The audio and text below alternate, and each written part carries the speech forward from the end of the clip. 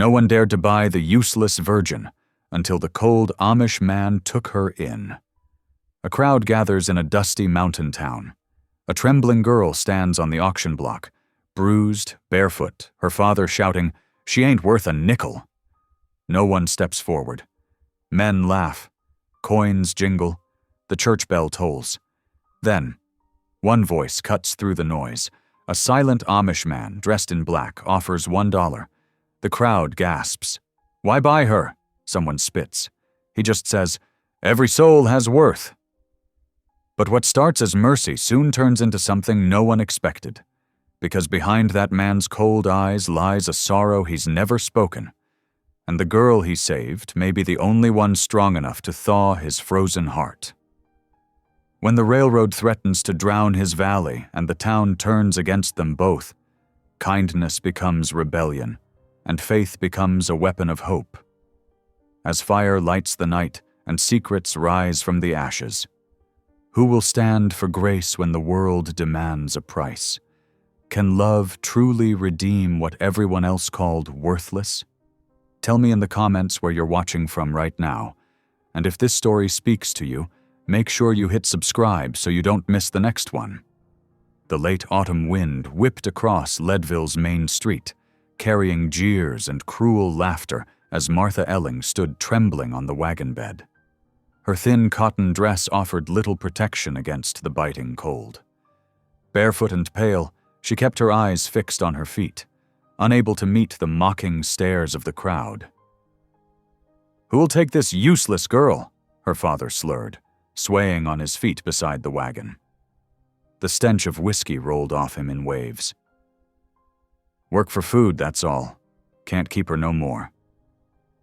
The crowd pressed closer, their faces a blur of weathered skin and unkempt beards. A miner spat tobacco juice in the dust. "Ain't worth the feed corn from my mule." "Can't even pour whiskey straight," another voice called out. "Seen her drop 3 bottles at McGinty's." Martha's shoulders hunched further, her dark hair falling forward to hide her face. 19 years old, and this was what her life had come to, being auctioned off like livestock by the father who'd once promised to protect her. Her mother's death 5 years ago had broken something in him, turning him mean with drink and debt. Sheriff Ben Ward shifted uneasily beside the wagon, his badge catching the weak autumn sunlight. "Now, folks, let's keep this civil," he said, though his voice held little authority.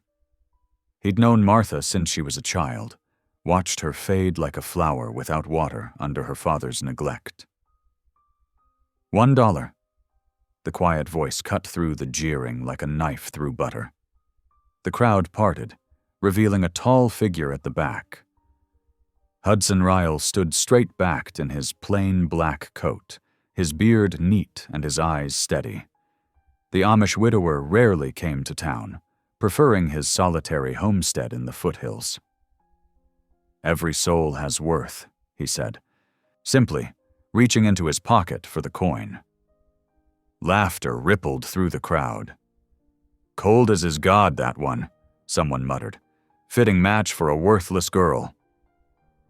The sheriff stepped forward, relief and concern warring on his weathered face.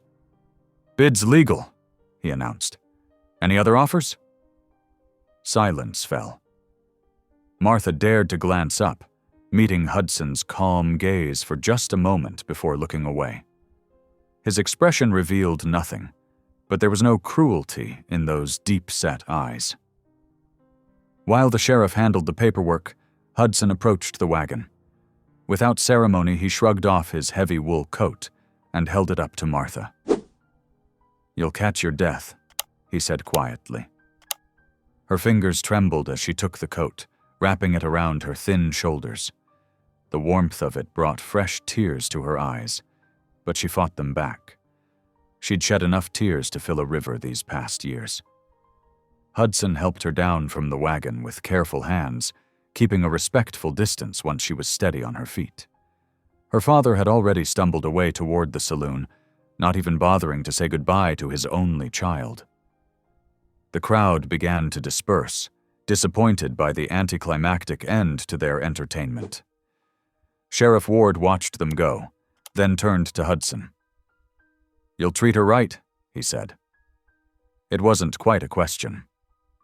"As God commands," Hudson replied simply. He gestured toward his wagon, waiting patiently while Martha climbed up onto the wooden seat. The sheriff's eyes lingered on Martha's hunched form. "Girl's had it rough," he said quietly. "Ain't her fault what's happened." Hudson nodded once, his expression unchanged. Without another word, he climbed up beside Martha and took the reins. The wagon creaked into motion, heading north toward the snow-capped ridges where his homestead lay. Martha sat rigid beside him, her hands clutching the edges of his coat. The town receded behind them, but she could still feel the weight of those mocking stares, still hear the echoes of their cruel words. She didn't know if this quiet man beside her was savior or jailer, if she'd been rescued or merely sold to a different kind of bondage. The wagon rattled over the rutted road, and Martha's tears finally spilled over, silent and hot against her cheeks. Hudson said nothing, keeping his eyes on the trail ahead as the first snowflakes began to fall around them. They passed the last buildings of Leadville, the town's rough edges softening under the gathering snow. Martha stole another glance at her new master's profile, searching for some hint of his intentions. But Hudson Ryle's face remained as unreadable as the gathering storm clouds above, leaving her torn between hope and dread as they made their way toward whatever future awaited her in the shadow of the Colorado mountains. The mountain road twisted like a serpent through the darkening peaks. Martha sat rigid on the wagon seat, Hudson's coat and the newly given wool blanket wrapped tightly around her shoulders. Neither had spoken since leaving Leadville behind. The clip-clop of hooves and creak of leather harness filled the silence between them. Pine trees lined the narrow track, their branches heavy with fresh snow. Wood smoke drifted on the wind, a reminder of distant cabins and warm hearths. Martha breathed in the crisp mountain air, so different from the coal smoke and whiskey stench of town. Her body trembled despite the layers of wool, prompting Hudson to reach beneath the seat without taking his eyes from the trail. He produced another thick blanket, offering it wordlessly. Martha accepted it with shaking fingers, adding it to her cocoon. The gesture, small as it was, made her throat tighten. Such simple kindness felt foreign after years of her father's negligence. The snow fell harder now, white flakes catching in Hudson's neat beard and Martha's dark hair. The horse's breath came in steaming clouds as they picked their way carefully along the mountain switchbacks. Just when Martha thought her bones would freeze solid, Hudson drew the wagon to a halt beside a half-frozen creek. "Need to rest the horses," he said, his first words in hours. He climbed down and began checking the animal's legs and hooves with practiced hands. Martha gathered her courage, finally voicing the question that had haunted her since town. "Why did you take me?" Her voice sounded small against the vast silence of the mountains. Hudson paused in his work, straightening slowly. The lantern hanging from the wagon cast dancing shadows across his weathered face. "Because no one else would," he said simply. The words hung in the air between them, heavy with meaning. Martha watched as he reached into his pocket and withdrew a small Bible. In the lantern light, she could see its well-worn leather cover, the pages soft from years of handling. Hudson bowed his head and began to pray softly in German, the unfamiliar words flowing like water. Though Martha couldn't understand the language, the reverence in his voice touched something deep within her. Here was a man who lived his faith quietly, without the showy performances of traveling preachers or the harsh judgments of townfolk. After securing the horses once more, they continued their journey through the deepening night. The wagon swayed gently as it climbed higher into the mountains.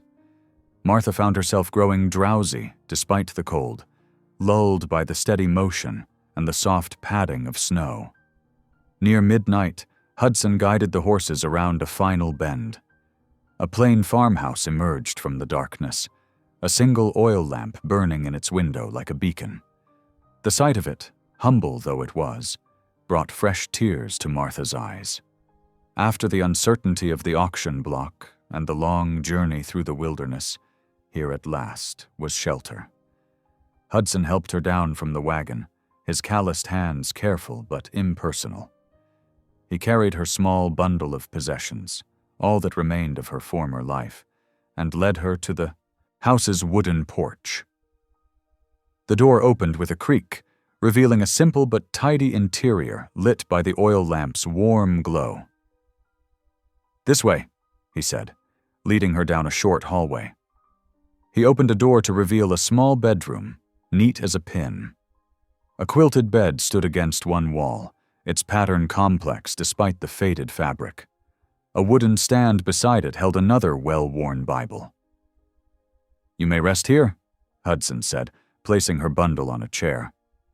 "I'll sleep in the barn." The words stopped Martha's breath for a moment. After the leering faces at the auction, the crude suggestions shouted by the crowd, this man was giving her privacy and dignity without hesitation. She watched as he turned to leave, his broad shoulders straight despite the weariness of the journey.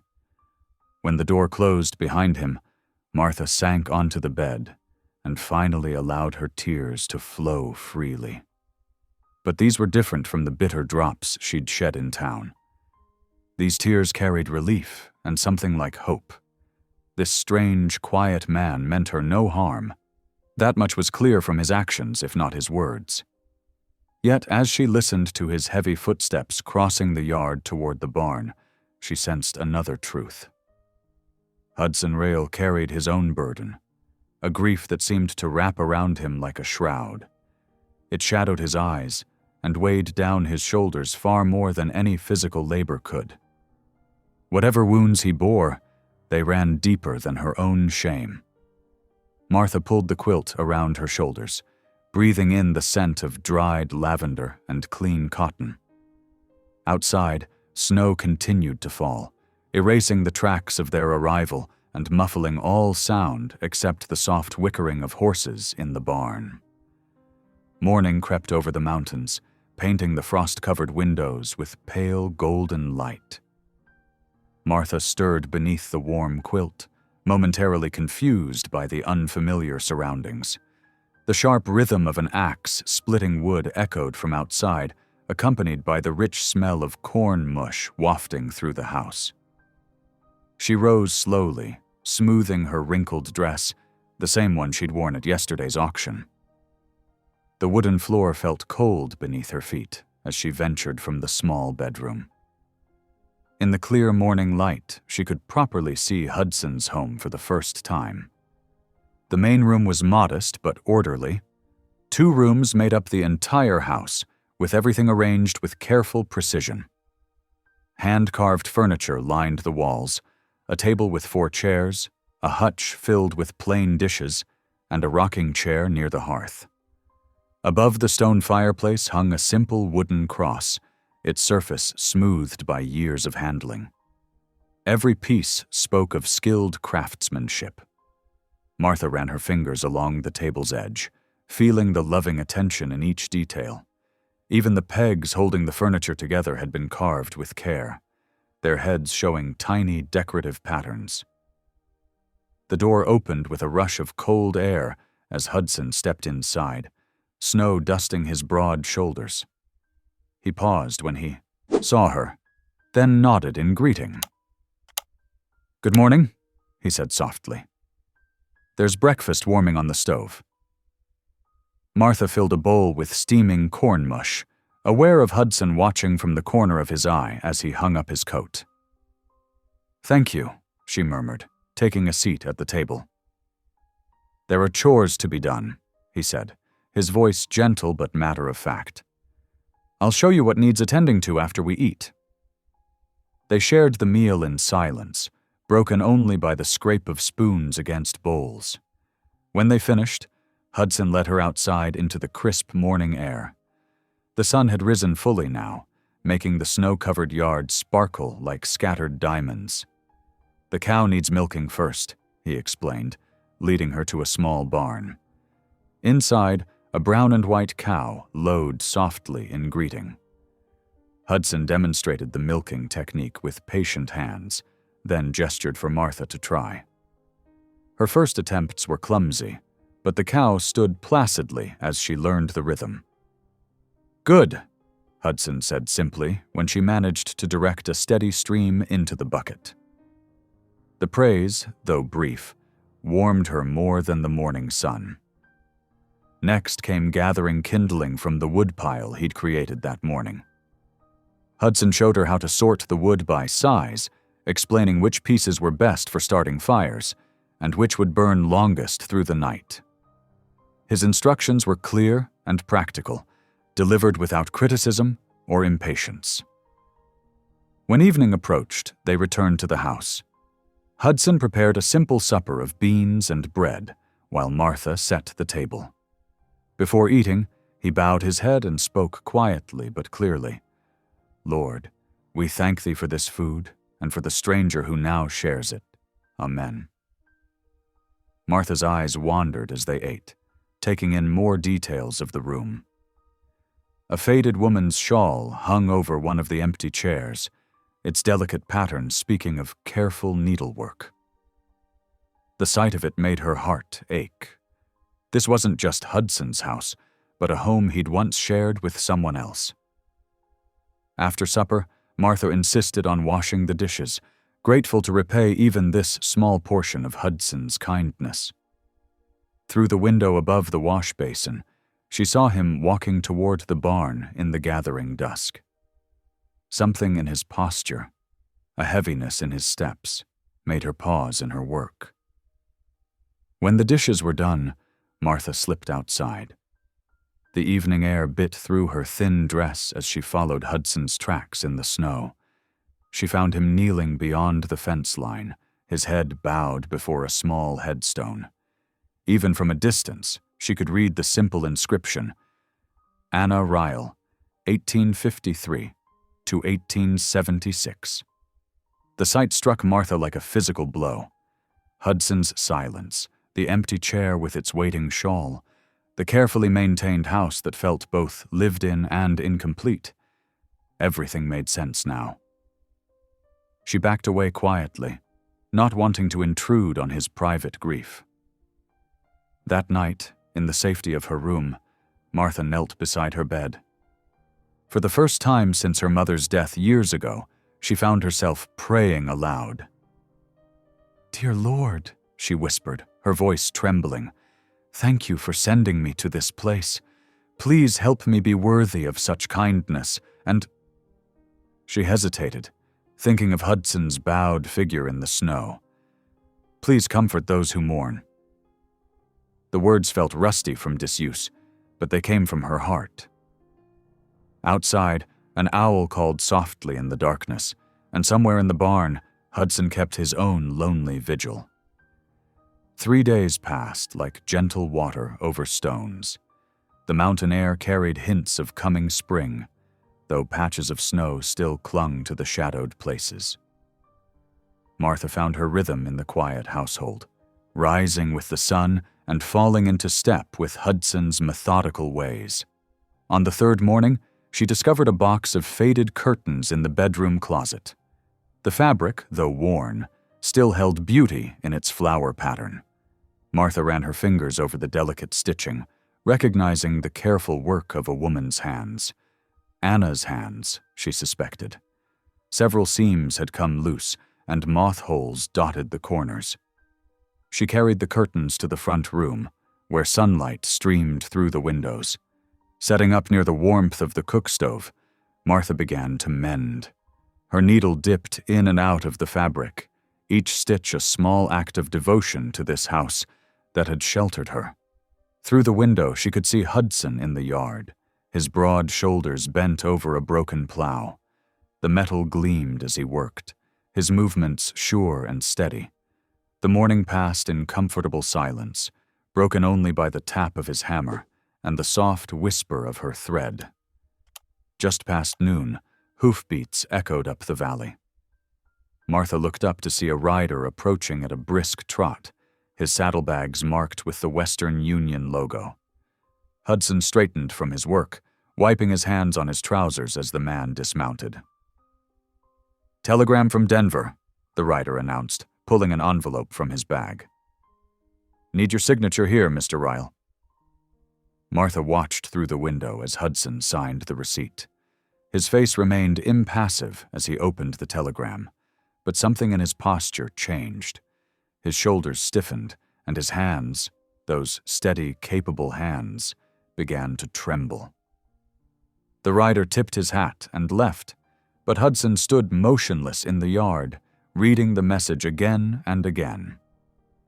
Finally, he folded the paper carefully and walked to the barn. Martha saw him kneel in his usual spot, the telegram clutched in his hands as he bowed his head in prayer. When Hudson returned to the house, his face was pale but composed. Martha had prepared a simple lunch of bread and soup, setting it on the table as he entered. He sat heavily in his chair, placing the telegram beside his bowl. "Bad news?" she asked softly, though she already knew the answer. Hudson nodded once. "The railroad claims they need this land," he said, his voice low and controlled. "They plan to build a dam in the valley. A new line, too." He paused, and Martha heard the weight of what remained unsaid. The dam would flood the valley, and with it, Anna's grave. "They want me to sign papers releasing the property," he continued. "They offer money in exchange." Martha's hands twisted in her apron. "Will you sign?" Hudson's eyes met hers, deep with a pain she couldn't fully understand. "God's will is not always man's law," he said quietly. The words hung in the air between them as he turned back to his cooling soup. The afternoon stretched long and silent. Hudson returned to his plow work, though his movements had lost their earlier sureness.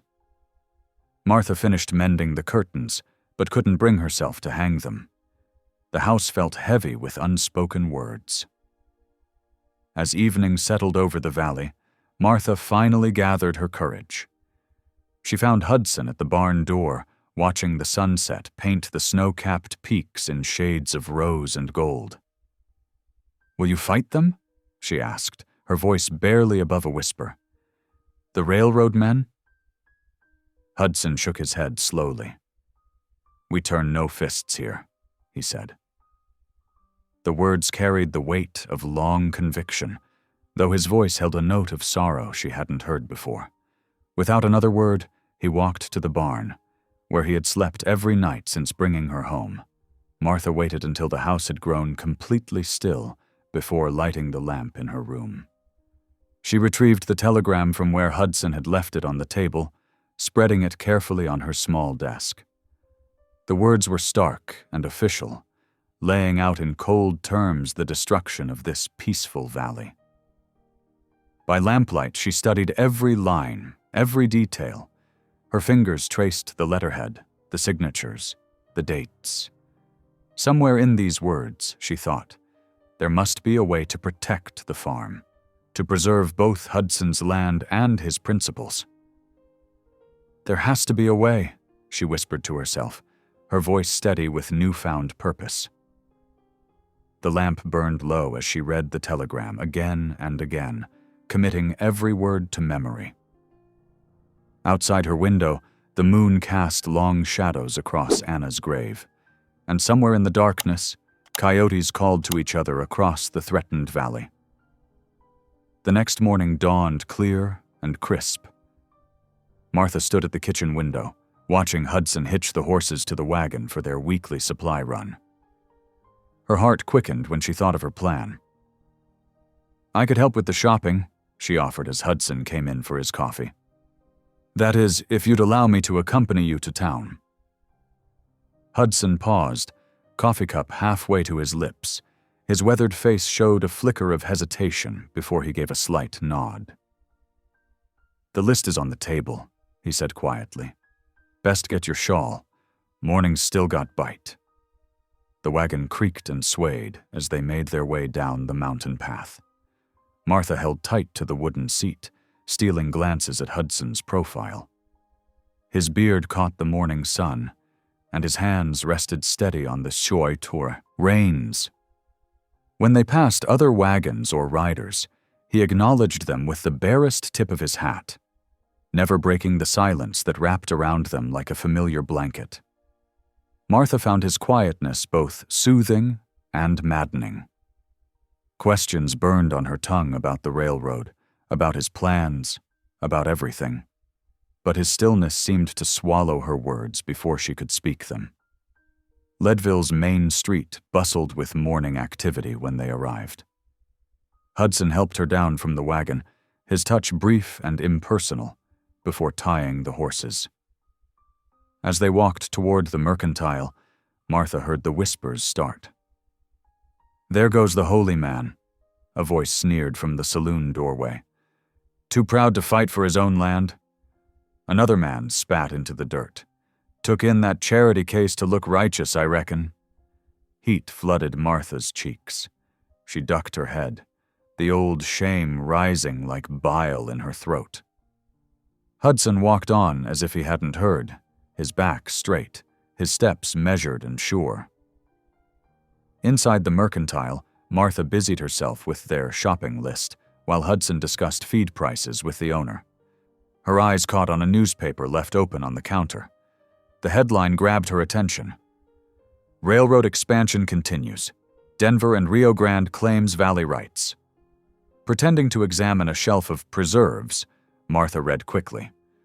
The article detailed the railroad's plans for damming several mountain valleys, mentioning that a Reverend Spencer had been instrumental in convincing settlers to sell their land. The preacher's name appeared multiple times, always connected to successful property acquisitions. The bell above the door chimed as more customers entered. Martha folded the newspaper and added it to their purchases, her mind working faster than her racing heart. Loading the wagon took little time. As they started the long drive home, Martha gathered her courage. "I read about a Reverend Spencer in the paper," she said carefully. "He seems to be helping people with the railroad situation. Perhaps he could—" "Help who pays him," Hudson cut in, his voice harder than she'd ever heard it. His hands tightened on the reins, and he said no more. The rest of the ride passed in heavy silence. Martha watched the shadows of clouds race across the mountainsides, her mind turning over everything she'd learned. By the time they reached the farm, she knew what she had to do. That evening, after Hudson retired to the barn, Martha sat at her small desk. She pulled out a sheet of paper and dipped her pen in ink. Her hands shook slightly as she began to write.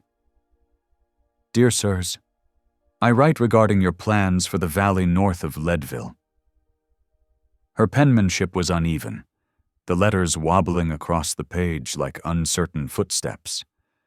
Martha had to stop several times to wipe ink spots where her hand trembled too much. But she pressed on, explaining about Hudson's farm, about Anna's grave, about the importance of keeping some places sacred from progress.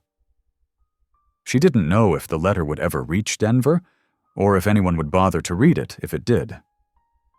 But as she signed her name, Martha Elling, she felt something shift inside her.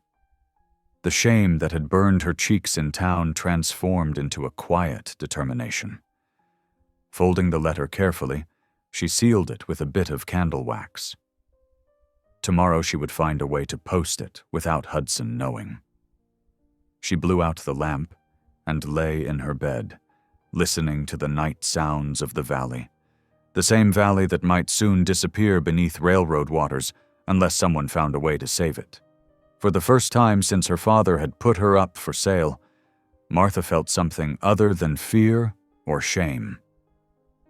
She felt purpose.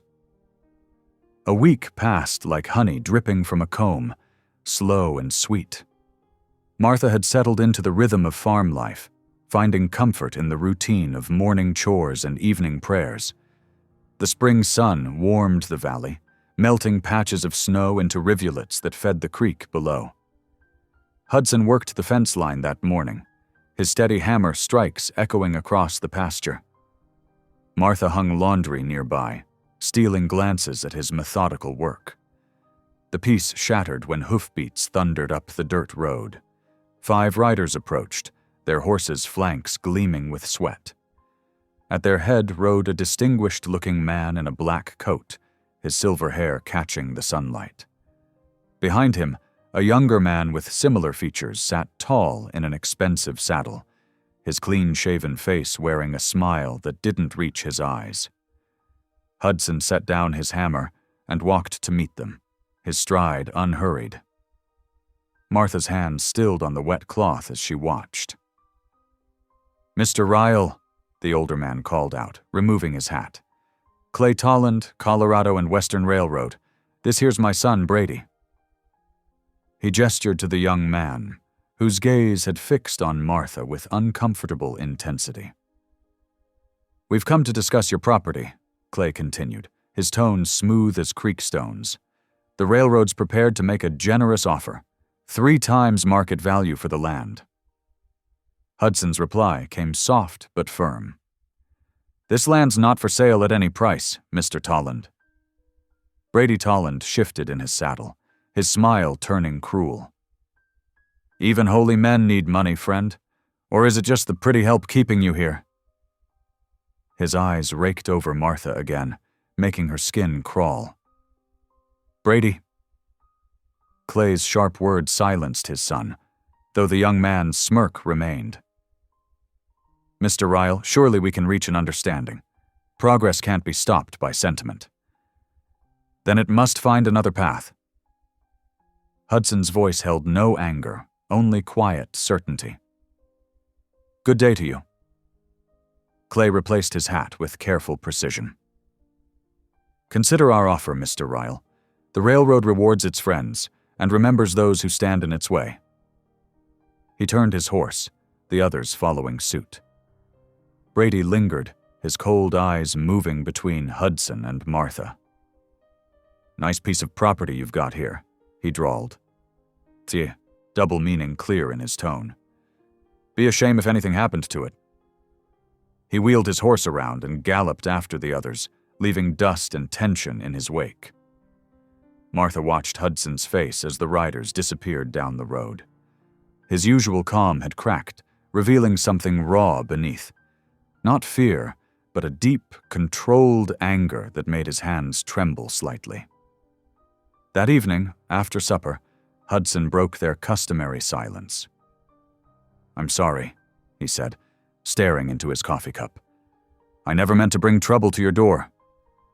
Martha set down her mending. "I'm not afraid of them," she declared, surprised by the strength in her own voice. "You should be," Hudson replied softly. "Men like that take what they want." The next morning dawned gray and cold. Martha rose early to feed the chickens, only to find the gatepost splintered and the barrier trampled flat. Hoofprints marked the muddy ground, leading to the pasture where their small herd of cattle usually grazed. "Hudson," she called out, her heart pounding. He emerged from the barn, took one look at the scene, and strode to the pasture. The cattle were gone. All 12 had vanished in the night. "Tolland's warning," Hudson said, his voice tight. He bent to examine marks in the earth. "At least 4 riders." Martha felt anger surge through her veins, hot and unfamiliar. "And you'll do nothing? Just let them steal from us?" "The sheriff won't help. He's in their pocket." "Then we'll help ourselves." The words burst from her before she could stop them. "You'd rather lose everything than lift a hand?" Hudson turned to face her, his eyes sad but resolute. "Yes," he said simply, "but not lose faith." Martha wanted to scream, to shake him until he fought back. Instead, she watched him kneel in the trampled grass and bow his head in prayer. His quiet acceptance burned worse than Brady Tolland's leering looks. The morning wind caught her skirts, carrying the scent of pine and distant snow. Somewhere in the valley below, their cattle were being driven toward Denver, and with them, perhaps the farm's last chance of survival. Martha felt tears of frustration sting her eyes, but she blinked them away. Hudson might choose peace, but she was finding a different kind of strength, one that demanded action, not acceptance. Hudson remained kneeling, his prayers carrying on the wind, while Martha stood straight-backed beside him, her hands clenched into fists at her sides. The sun broke through the clouds, illuminating the violated gate and the empty pasture beyond, a stark reminder of how quickly peace could shatter in the face of men's greed. Days crept by under a blanket of tension.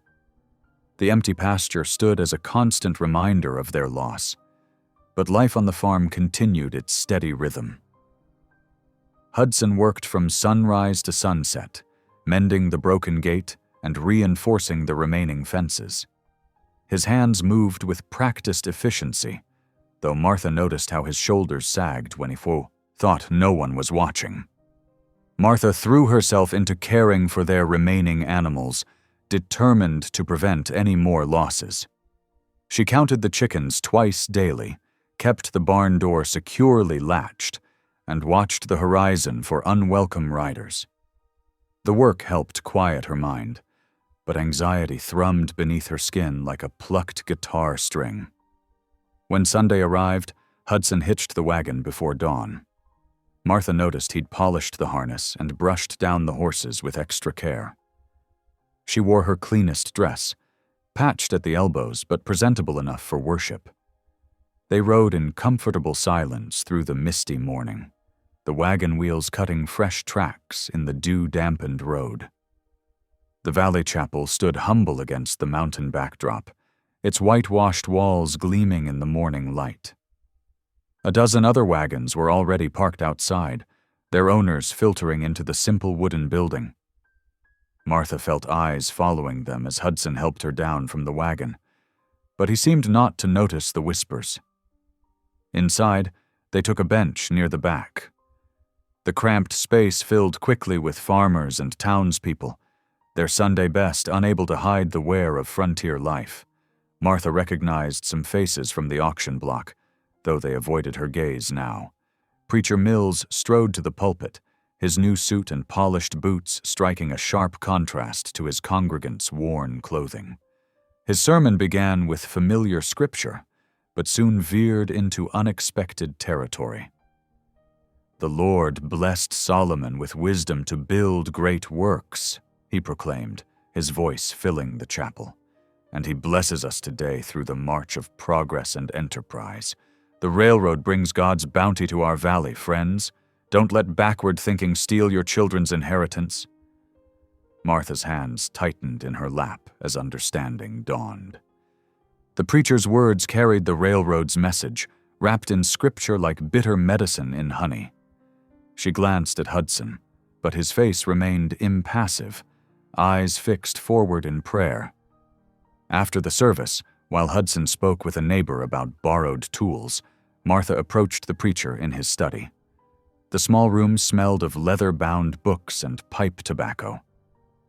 "Please," she began, hating the tremor in her voice. "You must help protect Hudson's farm. The railroad men, they're stealing and threatening." Preacher Mills cut her off with a wave of his manicured hand. "My dear, the Lord blesses industry. Perhaps your employer should consider that before refusing honest business." His dismissive tone made it clear the conversation was finished. Martha fled the study, shame burning her cheeks. Hudson waited by the wagon, and somehow his gentle hand helping her up hurt worse than the preacher's contempt. They started home, as storm clouds gathered above the mountains. The first fat drops of rain began to fall as they reached the farm. Thunder cracked overhead, sending the horses dancing sideways in their traces. Hudson guided the wagon to the barn, just as the sky opened up in earnest. "We'd best wait it out," he said, settling onto a hay bale. Martha perched on another nearby, listening to the rain drum against the roof. Lightning flashed, illuminating the barn's shadowy interior. After a long silence, Hudson spoke so softly she almost missed his words. "Thank you for trying with the preacher." "He wouldn't listen," Martha replied, bitterness seeping into her voice. "No, but you were brave to try." Thunder rolled again, closer now. Like Anna was brave. Martha held her breath, sensing the rarity of this moment. Hudson never spoke of his wife. "She was so strong," he continued, his voice rough with memory. "Even when things went wrong. The baby was turned wrong, but she never lost faith. She just kept praying, right to the end." He paused, drawing a shaky breath. "Our son was born still.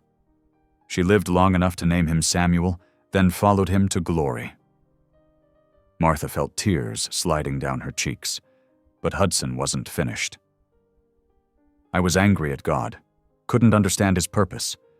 But Anna, even dying, she said he must have reason." His hands were clasped tightly in his lap. "God took them home first so I'd learn to wait, I reckon. Learn to trust his timing, not mine." The rain drummed steadily above them, nature's gentle percussion accompanying Hudson's grief. Martha wept quietly for this man's loss, for the wife and child she'd never know, for the weight he'd carried alone so long. They sat in shared silence until the storm began to ease, the thunder growing distant over the mountains. Something had shifted between them, as if the rain had washed away a barrier neither had noticed before. When Hudson finally stood to check the horses, Martha saw him brush away tears of his own. A week after the storm, Martha stood at the farmhouse window, watching children trudge along the muddy road toward town. Their worn boots and patched clothing spoke of hard times. Some carried pickaxes alongside their fathers, headed for the mines. Others, she noticed with a heavy heart, wore no shoes at all. "Hudson," she called softly. He looked up from his Bible at the kitchen table. "Have you seen the old schoolhouse by Miller's Creek?" He nodded. "Abandoned 3 years past. Teacher left when the mines dried up." Martha twisted her apron in her hands. What if we fixed it up? For the children who need schooling." Her voice grew stronger as she continued. "There are so many. Miners' children, native children from the reservation, orphans from families driven out by the railroad." Hudson's brow furrowed. "Drawing attention isn't wise right now." "But that's just it," Martha said, moving to sit across from him. "We can fight the railroad's greed with kindness, show the valley what this land means beyond mere profit." She met his eyes. "You taught me that every soul has worth. Those children have worth too."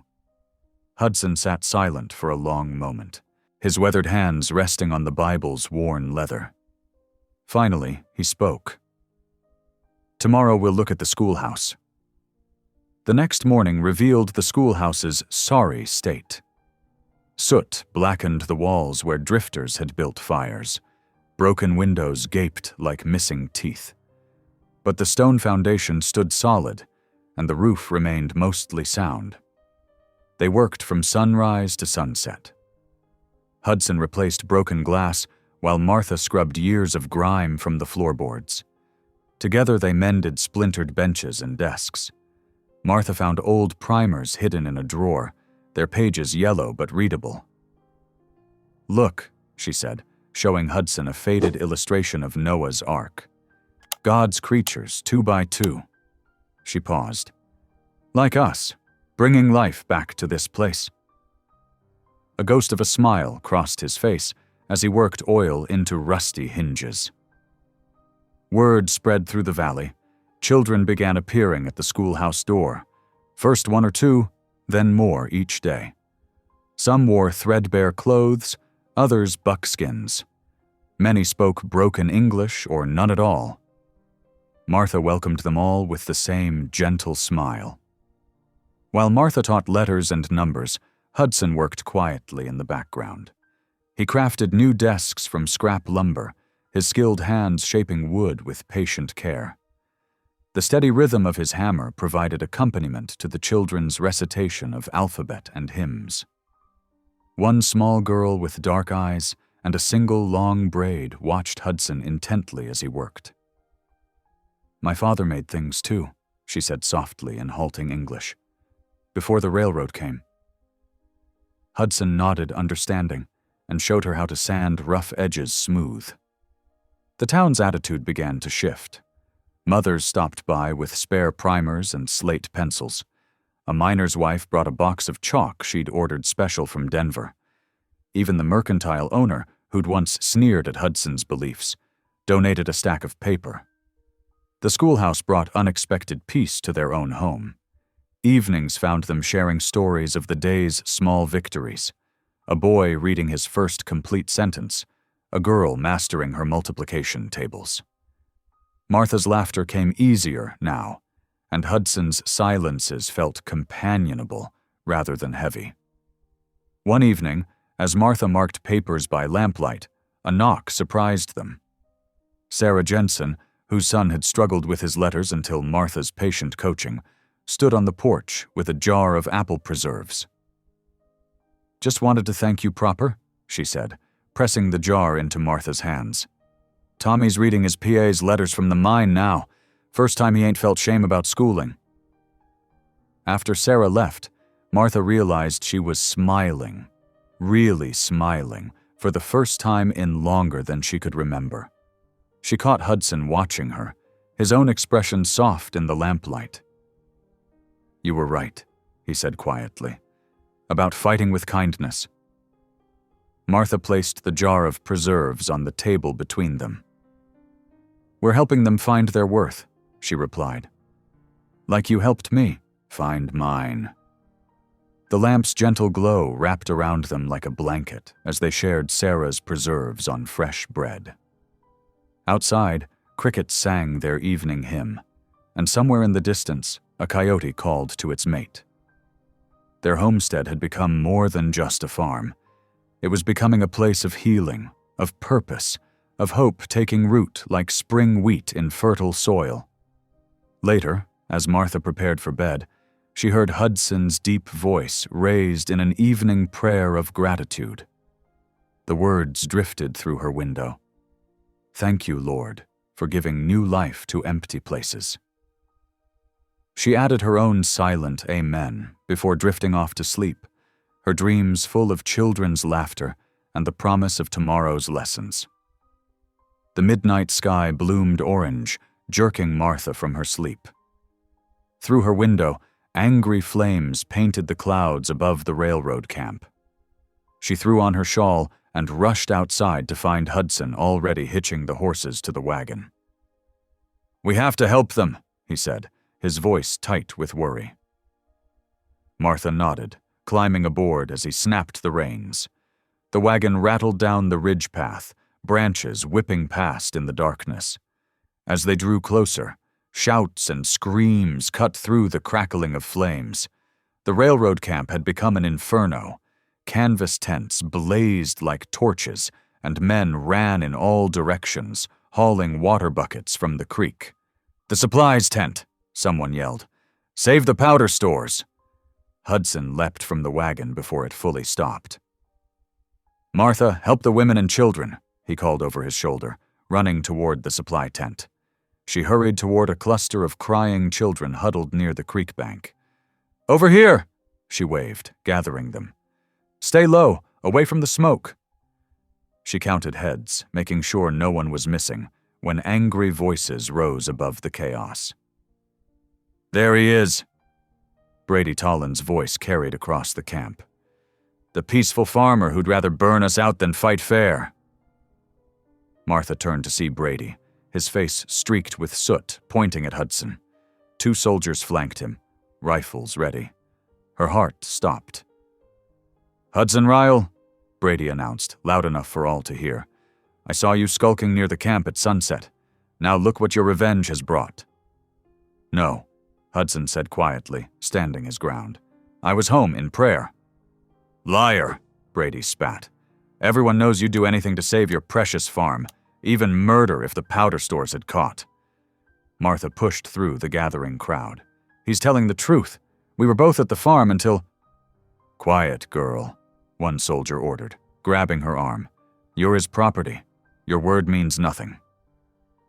The sheriff arrived on horseback, his face grim in the firelight. "Hudson Ryle, you're under arrest for arson and attempted murder." He dismounted, drawing iron handcuffs from his saddlebag. "Sheriff Ward, please," Martha begged. "Hudson would never—" "Step back, Miss Elling," the sheriff warned, though his eyes held a flicker of doubt. "Let the law do its work." As they led Hudson away, Martha noticed something glinting in the mud near the origin point of the fire. She knelt and pulled out a brass railroad lantern, its metal still warm. In the flickering light, she made out an engraving on the base. "BT." "Sheriff!" she called, holding up the lantern. "Look at this! It's Brady Tollins!" But Brady was there in an instant, snatching it from her hands. "That's mine, yes. Stolen by your master earlier today, no doubt." He smirked. More evidence against him. Martha watched helplessly as they loaded Hudson into the sheriff's wagon. His eyes met hers briefly, calm despite everything, showing more concern for her than himself. Then they were gone, rattling toward town through the smoky darkness. She drove the wagon home alone, tears freezing on her cheeks. The farm felt empty, haunted by Hudson's absence. She lit a lamp and knelt by his Bible, praying with desperate intensity. "Lord, please," she whispered, "help me save him as he saved me." Sleep refused to come. Martha spent that night writing letters to the territorial judge, to neighboring farmers who knew Hudson's character, to anyone who might help. Her candle burned low as she described his gentleness with children, his honest dealings, his deep faith that prevented him from any act of violence. The next day brought more darkness. Townsfolk who had praised the schoolhouse now crossed the street to avoid her. The preacher declined to write a character reference, saying he couldn't risk his position. Even Sarah Jensen, who had brought preserves just days ago, hurried her son away when Martha approached. That second night stretched endless as the first. Martha's fingers cramped from writing, but she couldn't stop. She gathered statements from the school children about Hudson's kindness, though she knew most would go unread. The native families offered to speak for him, but she knew their words would carry little weight with a white man's court. Outside her window, snow began to fall again, thick and silent. Martha pressed her forehead against the cold glass, remembering that first snowy night when Hudson had given her his coat and a chance at a new life. Now he sat in a jail cell because of his kindness to her. "I won't let them destroy you," she whispered to the darkness, "even if I have to fight for both of us." The snow continued falling, covering the burned remains of the railroad camp and the hoofprints that had taken Hudson away. Martha pulled his wife's shawl around her shoulders and kept writing by lamplight, her determination burning brighter than her fear. Martha's hands swept across Hudson's oak desk, gathering papers for the coming trial. Dust motes danced in the afternoon light streaming through the window. She had spent 3 days organizing evidence of his character. Letters from past business dealings, notes from parents thanking him for the schoolhouse, even his old carpentry ledgers showing honest. Accounts. The bottom drawer stuck slightly. Martha tugged it open, revealing neat stacks of documents tied with twine. As she lifted them, a cream-colored envelope slipped free, falling to the floor. The paper was thick, official-looking, with the territorial seal impressed in red wax. Her fingers trembled as she picked it up.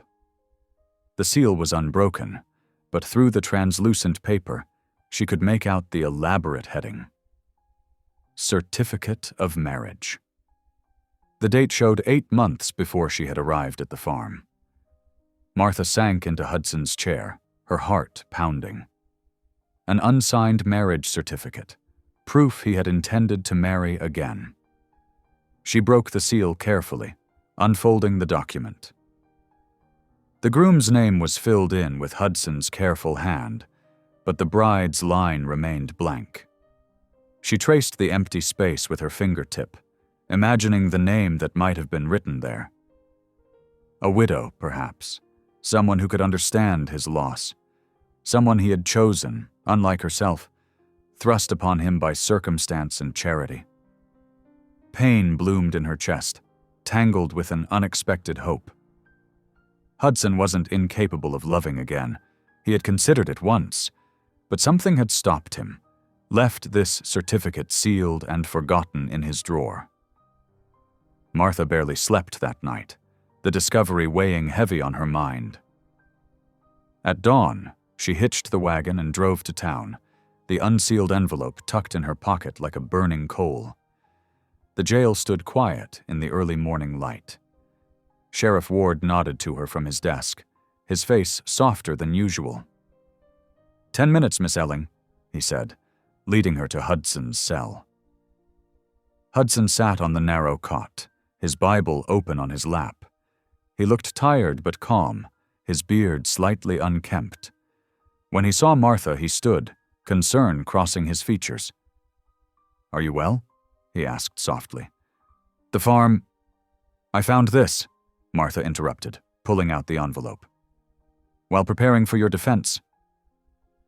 Hudson's face paled as he recognized the document.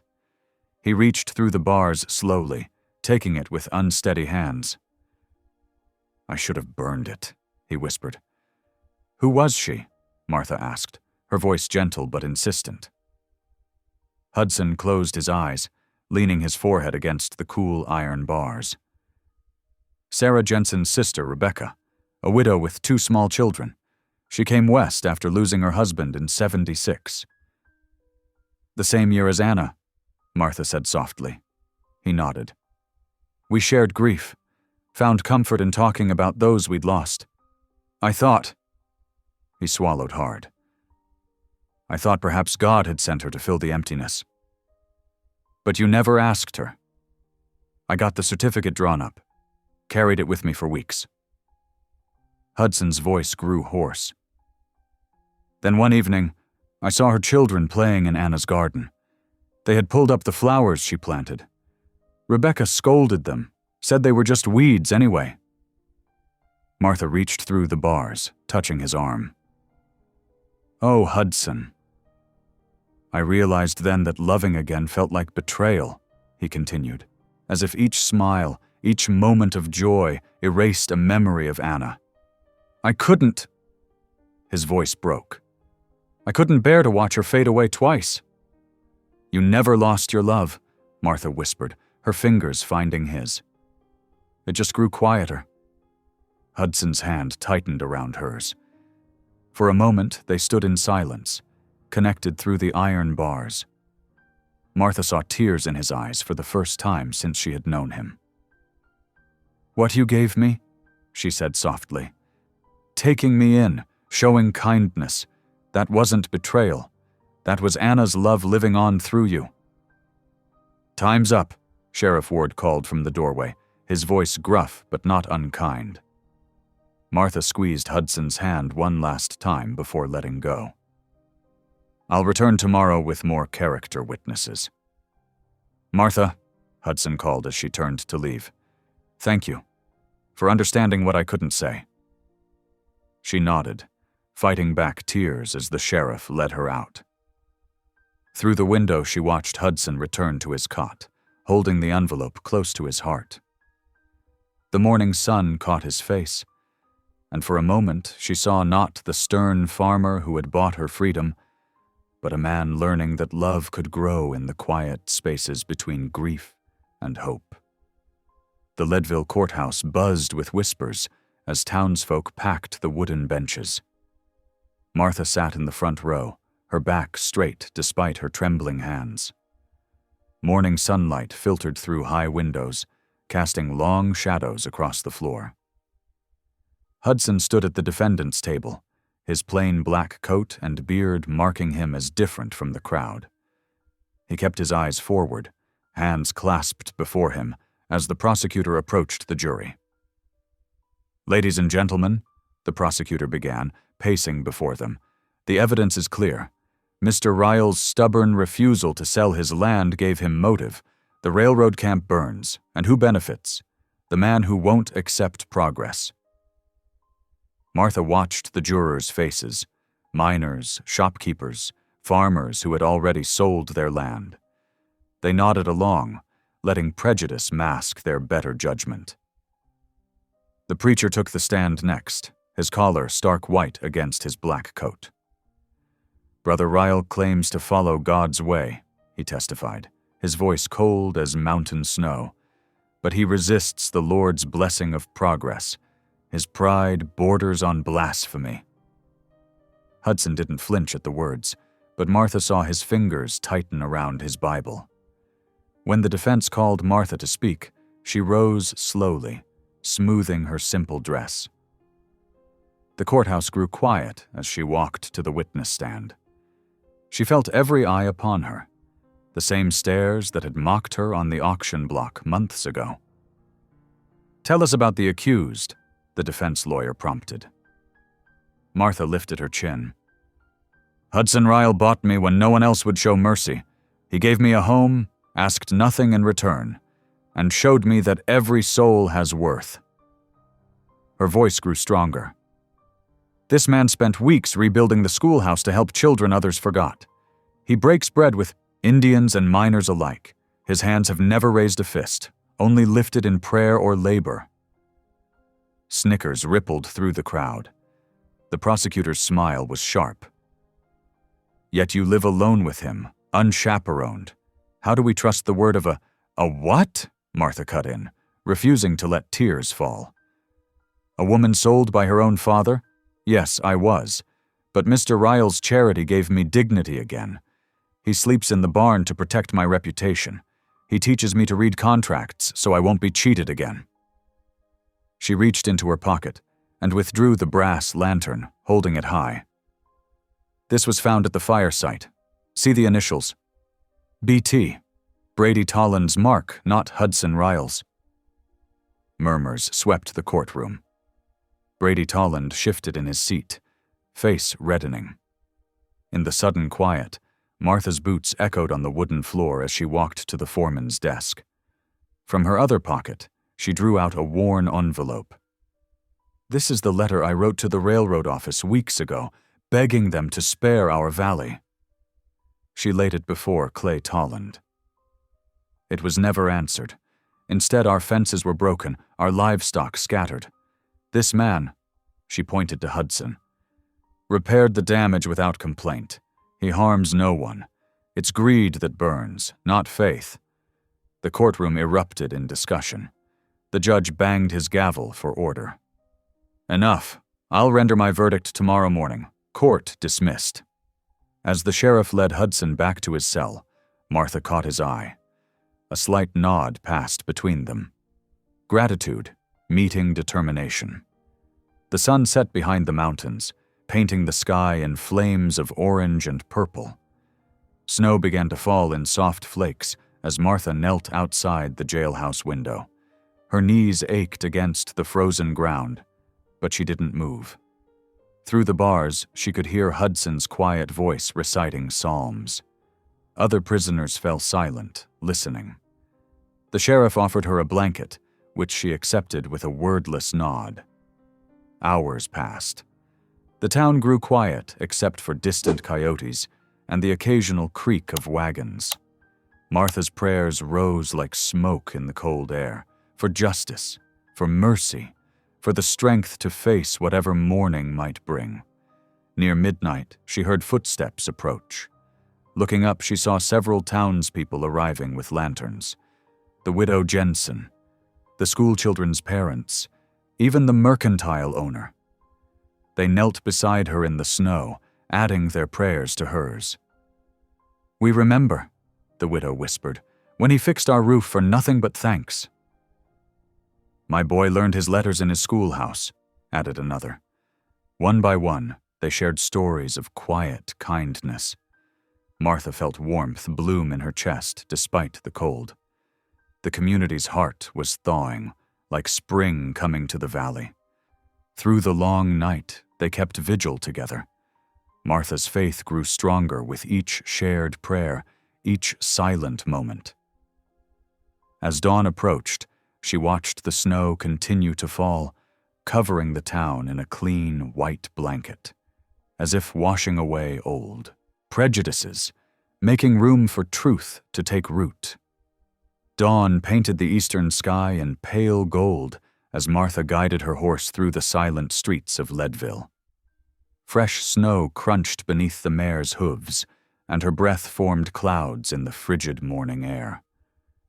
The railroad office stood at the edge of town, a stark wooden building with a freshly painted sign.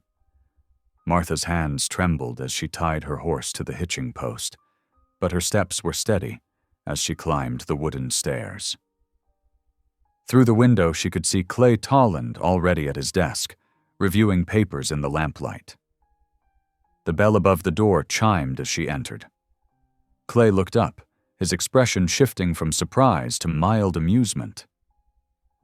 "Miss Elling, rather early for a social call."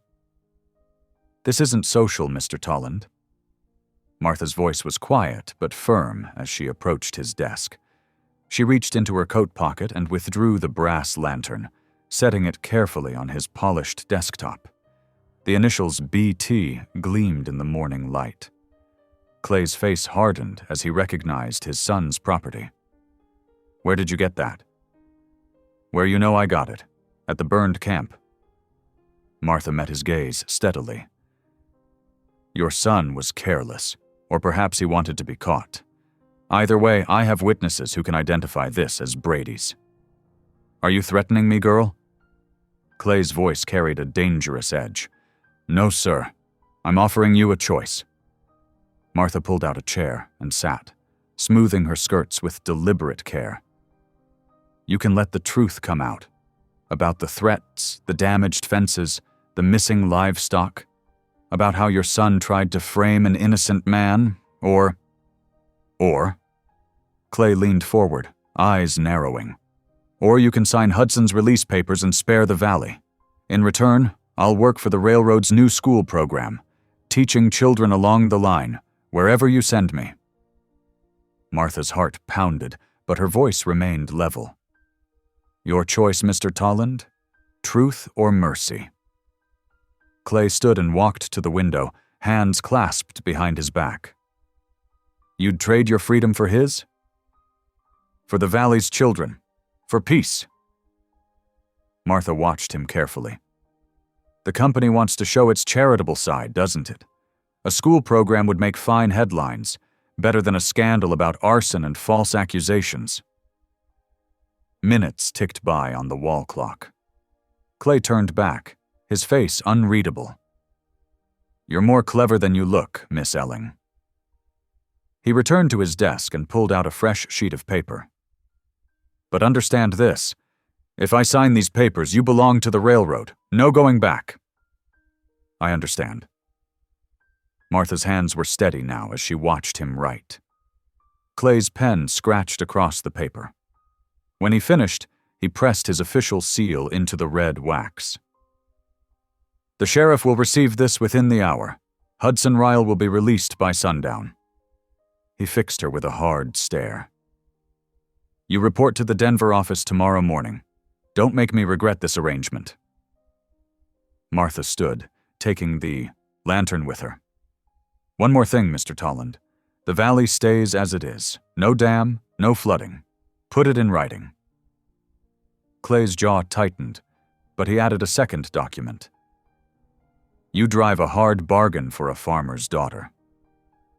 I learned from watching men like you." Martha waited until both papers were sealed, then turned to leave. At the door, she paused. Your son needs guidance, Mr. Tolland. Maybe that's worth more than a railroad spur." The morning sun had climbed higher as Martha rode back through town. She stopped at the sheriff's office, where Ben Ward was already at his desk. "Sir," she said, handing him an envelope, "would you give this to Mr. Ryle when he's released, after I'm gone?" The sheriff studied her face. "You're sure about this, girl?" Martha nodded. Sometimes the bravest thing is walking away. She spent the rest of the day at the farmhouse, packing her few belongings and writing a final note.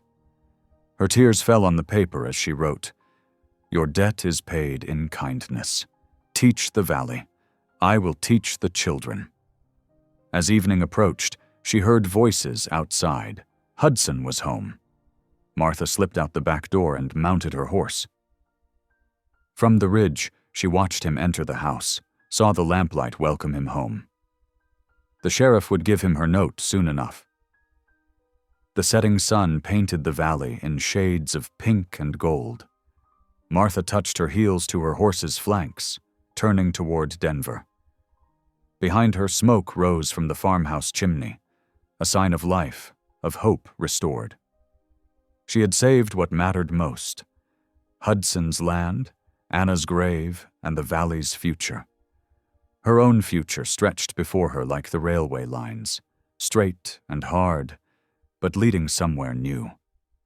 As darkness fell, Martha whispered a prayer of thanks. She might be bound to the railroad now, but her heart was free. She had chosen this path, and in choosing, had found her strength at last. Snow fell in thick curtains across the Colorado mountains, blanketing Hudson's valley in pristine white. His boots crunched through fresh drifts as he made his way to the barn, his mind heavy with Martha's absence. The sheriff had told him she'd left with a supply wagon heading east to the new railroad camp, 50 miles through treacherous winter country. "You'd be a fool to follow," the sheriff had warned. "Storm's getting worse." But Hudson couldn't rest. Each night without her, the farmhouse felt more empty than when Anna died. He saddled his strongest horse before dawn, packing dried meat and extra blankets. The bitter wind cut through his coat as he guided his mount onto the snow-covered trail. "Lord," he prayed aloud, his voice carried away by the howling wind, "grant me one more mercy. Let me find her." Hour after hour, he pressed eastward through deepening snow, stopping only to rest his horse and warm himself by small fires. 2 nights passed on the lonely trail. Hudson's beard collected ice, and his hands grew numb despite thick gloves. On the 3rd morning, smoke rose ahead, thin gray columns against the white sky.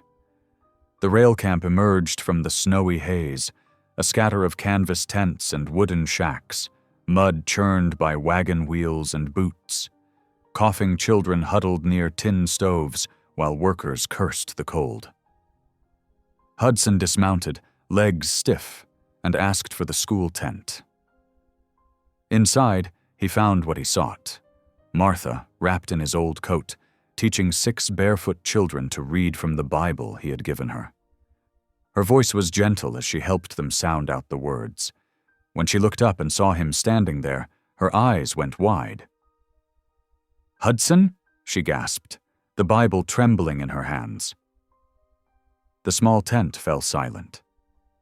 Hudson knelt before Martha, his weathered hands trembling as he reached for hers. The children watched, wide-eyed, as their teacher's composure began to crack. "I didn't come to bring you back because of duty," Hudson said softly, "or because you traded your freedom for mine." His voice grew stronger, filling the hushed space. "I came because without you, the farm feels as empty as a winter field." Martha's tears fell freely now. The Bible she'd been teaching from slipped from her grasp. "You are not useless," he continued, his gentle words washing away years of hurt. "You are proof that even ice can grow roses. My heart was frozen after Anna, but you brought spring back to the valley." She nodded through her tears. unable to speak. The children gathered closer, sensing the importance of the moment. That Sunday, the Valley Church filled with neighbors and the orphans Martha had taught. Sunlight streamed through frost-edged windows as they exchanged vows. Hudson's voice was clear and sure. Martha's rang with quiet joy. The children's sweet voices rose in hymns that echoed off the wooden beams. Word came the following week that the railroad had found a new route. Hudson's land, and Anna's peaceful grave, would remain untouched. Martha knew God's hand had guided them through the storm. Spring arrived early that year, bringing warm winds and early wildflowers. The schoolhouse, restored by careful hands, became a place of learning and laughter. Hudson and Martha taught side by side, he showing the boys carpentry while she guided small fingers over letters and numbers. Years passed gently in the valley. Each evening, as darkness settled over peaceful fields, Martha would read aloud from her worn Bible. Hudson would pause in his work to listen as her steady voice carried across their flourishing farm. God never buys what is perfect, she read one quiet dusk, while lamplight painted the walls in warm gold. He redeems what the world throws away. Hudson smiled, remembering that cold day at the auction block when $1 and an act of mercy had changed both their lives. Outside their window, the land they'd fought to save lay peaceful under fading light, a testament to faith, love, and the power of redemption. Thank you for being here. If something in this story stayed with you, I'd love to see you again. Subscribe. And tomorrow I'll bring you another story crafted with heart.